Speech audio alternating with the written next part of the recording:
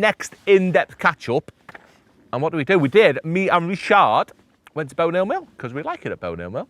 But yeah, we went there for a, when was it? First week in September for a two-day festival sort of thing. Yeah, grab a gram for the winner.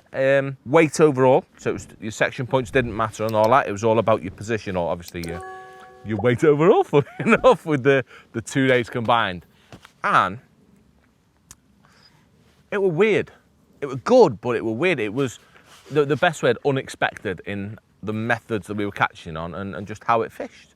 I mean, we expected it to be a bit of a mugging fest to start and then catching down the edge and short and all that, and it wasn't. It was weird. The carp are definitely on the change. It was just funny. But what we're going to go with that with, we're going to touch on two sort of methods in that definitely the most important thing, and it was my, I'm going to say downfall on the first day potentially, in how important a bomb was. I mean, very much bomb fishing seemed to be the way. Very much, it was a match of, I'm not going to say 2 halves, it was 4 hours of scratching. I mean, by Bonehill Mill standard scratching, you were looking at trying to catch sort of 10 carp in the first 4 hours, and that put you right up there. 10 carp would give you about, I'm going to say £50 on a bomb, between 50 and £60. That seemed about the average size. But it was really important you caught that 50, £60. And on the first day, due to a few reasons, I'm not going to moan too much about having workmen sat on my shoulder, but a bit of a chaotic one. But for a few reasons, definitely me more than anything, trying different things instead of just chucking a bomb and being really, really patient, I missed out on a few fish. I mean, I should have caught 2 or 3 more fish on the bomb on the first day, and that would have made a big difference at the end, but we'll talk about that in a minute. But with the bomb, we were both playing a little bit, weren't we, in that we're both having a little dabble. I'm not going to go into the riggy stuff of this with the bomb because we're about to do a separate video for that anyway. So we're going to have a separate bomb video talking about all the things that we learned. But hook lengths are massive on the bomb. Different hook length using heavy line 020 fluorocarbon, which made it really stiff with a sexy little twisty bit that Rich has come up with. The usual great big hooks, just making sure that every bite ended up in the net. I mean, it's a lovely way of fishing a bomb at Bonehill in that there's not lots of fish in your peg. You're not getting loads of indications, but they are picking your bait up. There's regular visits coming into your peg. There's regular fish moving through. So you sort of sit there with no indications, and then you get a bite, it's on, which is the nicest way of fishing a bomb. It's where you don't get frustrated. But it was about avoiding the getting done, I'm going to call it, in that you're sitting there watching your tip and it flickers dead fast and you see a bow wave. Yeah, that's when the fish has been down, picked up your bait, pricked itself and not hooked itself, spat it and it's left your peg. That is 99% in my head what's going on. And with these rigs, it seems to really be working. In that very, very few, I think I had it once over 2 days that we actually saw, I mean, you got a bit of a flicker indication and I didn't hook a fish. And in which case I did, I hooked it and then it came straight off. But I felt like it was being a really efficient way of fishing. So Rich has done it even better than me, if anything. You've had 2 much better days on the bomb, catching a lot more both days. And again, I don't think, saying that you caught a few on a method as well, didn't you? But the bomb definitely caught you quite a good percentage of fish. At first. Yes, and we felt like it was being efficient. But have a look at the video for that. So that was the first start of the match. Next up, the last 2 hours on both days, it became all about edge dwelling, which it was always going to. I mean, September, carp fishing, big lake, full of 10-pounders. They're always going to come in the edge. And I'll talk about my match and then we're going to go over. We're going to get Andy involved. Gardening. That's what we're going to talk about. In that how much it is required. Obviously, there's rules. If you're not allowed to garden at a fishery, you have to make do. If you are, I want to show you the importance. I want to talk about the importance of gardening or choosing the right area of peg to fish, which it was massive for me on both days. In that making sure I was always fishing up against something. Yeah, if the fish could get behind your bait, it was a nightmare. You'd miss opportunities, they'd bypass your bait, and it's potentially a bite missed, which is £10. I mean, every fish down the edge at Bonehill, no, £8 I'm going to say, £8 average, lots of 10-pounders, but £8 average. You're missing out on them fish if you're fishing away from the bank or in a furry area. And I've had 2 different ways of doing it. In that my first day I drew peg 23, very, very shallow top end. But on 23, it's not too shallow touching the edge. It's a bit of a deeper edge, if anything. In fact, it is. That's the one thing Dale said to me. My left-hand edge was quite a deep edge, which is why it was so good. So in that case, I had to cut it right back to the bank. I was able to cut it right back to the bank, fish against the bank. And because I was against the bank, the fish can't get past it. Really, really important. Really basic. We're going to show you that in a minute. The second day, I drew peg 18. Got a really good peg 18. That's one that I've always wanted to have a go on. but the edges were completely different in that because of the vegetation and because of the depth, it was more of that beach type bank that definitely towards my right-hand bank, my right-hand edge, it came to nothing. So it was pointless cutting all the way back to the bank because you didn't have the depth of water there for fish to be in. You know what I mean? It was nothing. The fish could never feed there anyway. So by fishing anywhere along that bank, on the normal before the peg, I'd have always been away from the bank, and no matter what depth I'd have fed in, they would have tried to get past it. Just because they know it's safe, they'll get them extra morsels that go. But I couldn't get against something, so it became not worth fishing on that little section of my peg. And instead, what I had is two. They were almost like there was one big and like a telegraph pole, and then another like stake, like a scaffold board, making the peg up next to me. So I had to use them instead. You know what I mean? They were my obstacle, if you like, to fish against, so the fish couldn't get behind. To be fair, they actually could, because my bait could still waft about, so I had the odd fish under the peg that I could see an odd tail. But at least when they came into my pile that I was feeding, they were always against something. They only had sort of one way in, because I had this post and a plank next to it.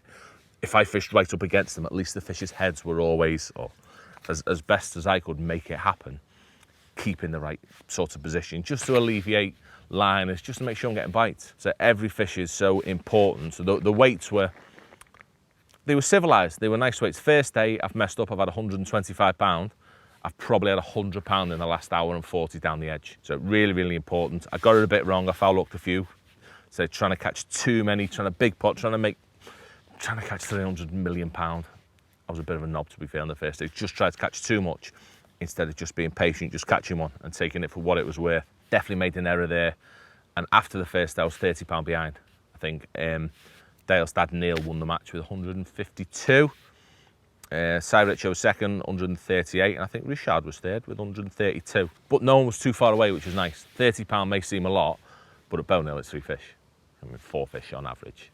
So not a lot, easy to catch up with a good second day.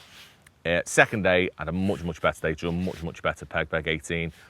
And so the difference was catching them 10 bomb fish. First day I've had 1 and 2 skimmers, whereas the second day I've had 10 fish in the first 4 hours, which it gives you a mega start. And I ended up with £176 on that day, which, lucky enough, that won the match on the second day.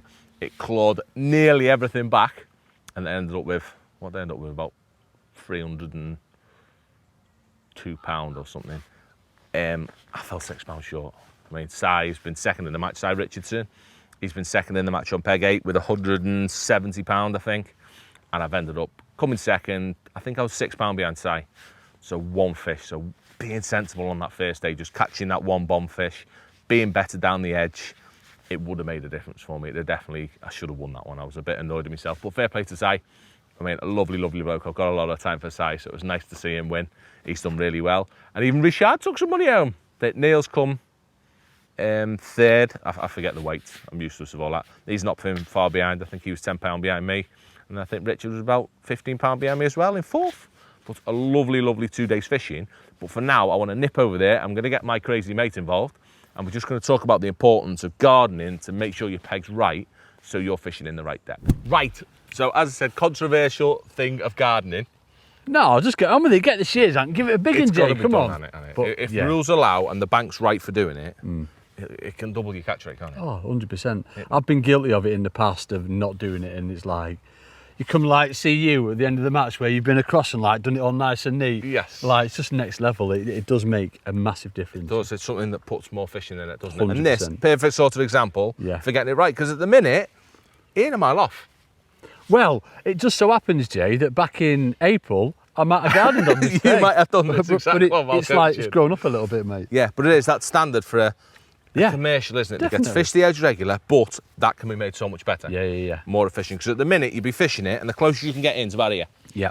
You don't know if there's, I know that there is, there's probably another 6 inches of water there that the fish can get behind. And if they can, they will. It's a pain in the arse, isn't 100%, it? yeah. So what I want to do is just show you how to tidy it up. Oh, go ahead, Jay. You know what I mean? It might sound very skills. simple. So I don't want Who to says men can't multitask, fish and garden at the same time? It's It all is. lies. It's lies, I tell you, Jay. It's lies. So the last thing I want, I don't want to fall hack the in. fishery to bits.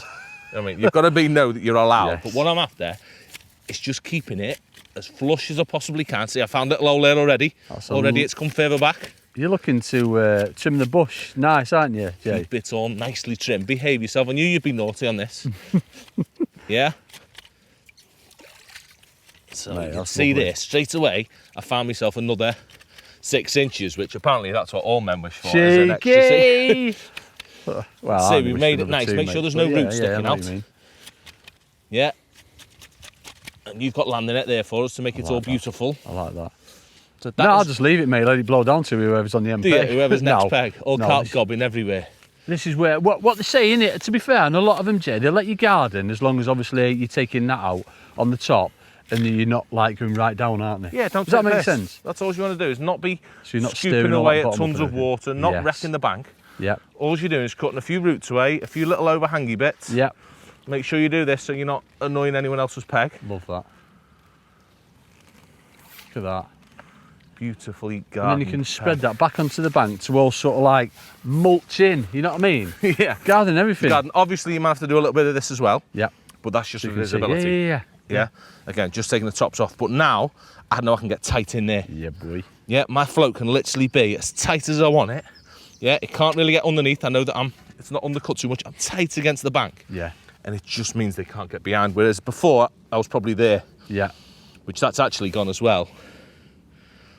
I've got myself 6 inches Perfect. shallower. So just fish are doing getting that in as well. behind you, aren't they, without a doubt there. And Yeah, so this I potential found shallower foul could water come just out by of you. doing that. Yeah, boy. But also, say it's not having that 10 inches, 12 inches, 4 inches where they can. It's getting it against something. It Yeah. means that every bite you get, or most bites you get, are going to on. be in the mouth and you're not Yeah, going to yeah. foul. Look, I'm done it. Coming in on that little pile of bait, thump straight on it. It is. You But want, of Jake. course, first thing you've got to do, and we must stress more than anything else, is check you're allowed to do it. Obviously, don't take the piss. Don't go wrecking the whole bank. Little, subtle, sexy, so it doesn't look like you've destroyed the place, but it's functional what you've done, isn't it? Yeah, definitely. Like So, that. yes, our tip for gardening. Please do it lots so I don't have to do it as well.